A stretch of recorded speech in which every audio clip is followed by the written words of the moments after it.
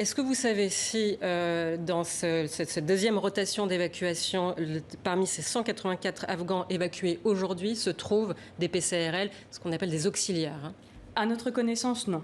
Les environ 170 PCRL avec qui on a contact avaient pour instruction de ne pas aller à l'ambassade et ne pas aller à l'aéroport. Ce sont des instructions qui nous ont été données par le centre de crise et de gestion du ministère des Affaires étrangères. Donc on leur a dit de rester chez eux, ce qu'ils ont fait. Donc là, forcément, on est un petit peu étonnés de voir Puisque l'ambassade a été évacuée. Voilà, de voir que finalement l'ambassade est évacuée, alors même qu'on avait dit à nos PCRL, qui sont en grand danger, de ne pas y aller. Donc on ne comprend pas trop. Pourtant, j'imagine que vous avez entendu l'allocution télévisée du président Macron lundi, qui promettait qu'il serait évacué en priorité. Ce n'est donc pas le cas en ce moment ? Pour l'instant, ce n'est pas le cas, non. En priorité, j'ai l'impression que le ministère évacue les ressortissants français. Je n'ai pas pour l'instant d'informations disant que les PCRL sont évacués. Il y a eu le ministère des Armées qui a délivré aujourd'hui ou hier une protection fonctionnelle à 4 PCRL en leur disant allez à l'aéroport, alors même que le MAE nous dit n'allez pas à l'aéroport.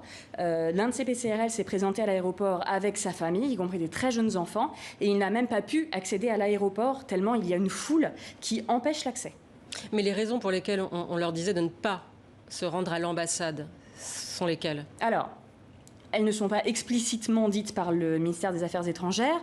Par contre, nous, ce qu'on a supposé, que c'était pour des raisons de sécurité, pour éviter l'engorgement de l'aéroport, d'une part, et pour des raisons de sécurité à l'ambassade, parce que si jamais l'ambassade devait être attaquée, vu qu'il y a normalement plus de personnel français à l'ambassade, eh bien, il serait pris au piège, si vous voulez. Donc c'était probablement pour des raisons de sécurité et pour faciliter l'exfiltration. Sauf que maintenant, on voit que les personnes ne peuvent plus aller à l'aéroport, même ceux qui doivent s'y présenter n'arrivent pas à franchir cette foule.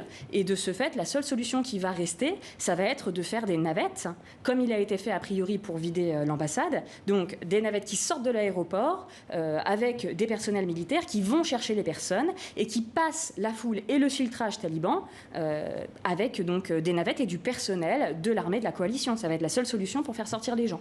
Est-ce qu'ils sont contactés en ce moment par les autorités françaises ? Non. Non, non, à part les 4 personnes dont je vous ai parlé, qui ont eu un peu au débotté une réponse positive sur une demande de protection fonctionnelle, le reste, ils n'ont aucun contact avec le ministère, bien que la totalité de leurs coordonnées ait été donnée lundi dernier. Alors pour qu'on sache exactement de qui on parle, qui sont ces PCRL, ces Afghans qui ont travaillé pour la France, combien sont-ils aujourd'hui en Afghanistan ? À notre connaissance, ceux qui nous ont contactés, c'est environ 170 personnes. 170 personnes. Il faut rajouter les familles. Auxquelles il faut rajouter les familles. Donc la plupart ont été interprètes. Qu'est-ce qu'ils ont ? On a des interprètes, on a des cuisiniers, on a des magasiniers. Il y a vraiment énormément de métiers finalement qui ont été concernés par ces recrutements parce que les militaires sur place avaient besoin de tout finalement. Donc on a différents corps de métier et il ne faut pas avoir en tête que seuls les interprètes sont en danger. Un PCRL a été exécuté par les talibans au mois de juin, il était cuisinier.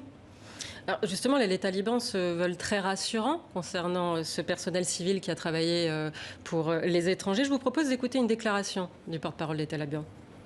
Nous ne voulons aucune vengeance et nous ne voulons plus de guerre. Nous assurons la sécurité de tous ceux qui ont travaillé avec les États-Unis et les forces alliées, que ce soit en tant qu'interprètes ou dans tout autre domaine avec lequel ils ont travaillé pour leur talent et leurs compétences. Nous ne voulons pas qu'ils quittent le pays, nous voulons qu'ils servent leur propre patrie. Vous y croyez ? Non, absolument pas. Les talibans ont actuellement un discours qui est très policé, qui est très politiquement correct. Ils ont été formés, mine de rien, à la communication et à la négociation pendant les 20 ans d'occupation de l'Afghanistan. Et on voit déjà que finalement, les actes ne suivent pas les discours. C'est-à-dire que, effectivement, sur les droits des femmes, ça se voit. Les écoles ont été fermées, les centres de soins ont été fermés. Et au moment où ils disaient, au mois de juin, que nous n'avons rien contre les anciens auxiliaires des armées, Abdul Bassir a été exécuté par eux. Donc il y a un double discours flagrant. Et très clairement, tant qu'on continuera à se fixer sur l'évacuation sur Kaboul, peut-être que nos PCRL ne seront pas égorgés à la porte de l'aéroport, et c'est ce que je souhaite. Par contre, dès que la communauté internationale détournera les yeux, ce sera une purge. Ça fait quand même 7 ans, près de 7 ans maintenant que les troupes françaises se sont retirées d'Afghanistan. Ça fait longtemps qu'on sait que ces personnes-là sont en danger.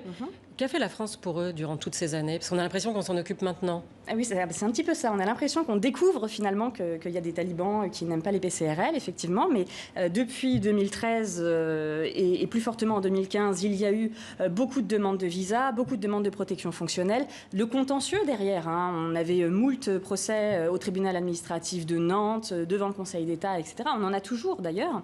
Donc il y a des PCRL qui ont eu des visas au fur et à mesure, 2015, 2017, 2019, etc.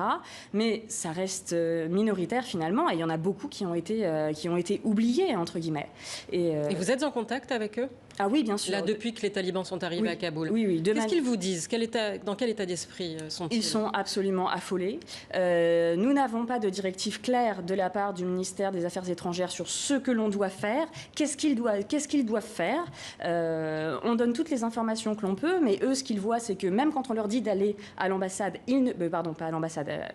à l'aéroport, ils ne peuvent pas y accéder. Donc, ils perdent complètement espoir. Là, ils s'affolent. Il y a une bonne partie qui est en train de détruire les preuves de collaboration qu'ils avaient avec l'armée française, dans la crainte que si jamais leurs maisons sont fouillées ou si on les trouve avec dans leur portable une photo de leur contrat de travail, ils soient exécutés sur place.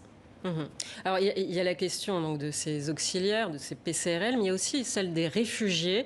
Le président Macron a aussi assuré lundi lors de son allocution qu'il fallait se protéger, je le cite, contre des flux migratoires irréguliers importants. Des propos qui ont choqué plus d'un. Vous en faites partie? Oui, et surtout en tant que juriste, en fait, si vous voulez, parce que par définition en droit international, une personne qui quitte son pays pour demander une protection internationale, pour demander l'asile, n'est jamais en situation irrégulière. Jamais. Elle a le droit, garanti par la Convention de Genève, de quitter son pays et de demander une protection à l'étranger. La France est un pays signataire de la Convention de Genève. Toute personne qui arrive sur le territoire et qui dit « moi je demande l'asile » ou « je demande une protection », elle n'est pas en situation irrégulière. Et j'aimerais bien que M. Macron m'explique qui aujourd'hui en Afghanistan ne craint pas pour sa vie. J'ai une dernière question rapidement. Parmi toutes les chancelleries étrangères, est-ce qu'il y en a que la France devrait prendre comme exemple dans leur comportement à l'égard des Afghans qui ont travaillé pour eux? Alors, c'est bien sûr très difficile à dire parce que chacun a eu ses mauvais côtés. Mais quand je vois qu'il y a 2 jours, un avion américain emportait 600 personnes, soit 5 fois sa capacité de chargement, quand je vois que l'Allemagne annonce d'entrée de jeu qu'elle évacuera au moins 10 000 personnes, oui, je pense que l'on pourrait faire mieux.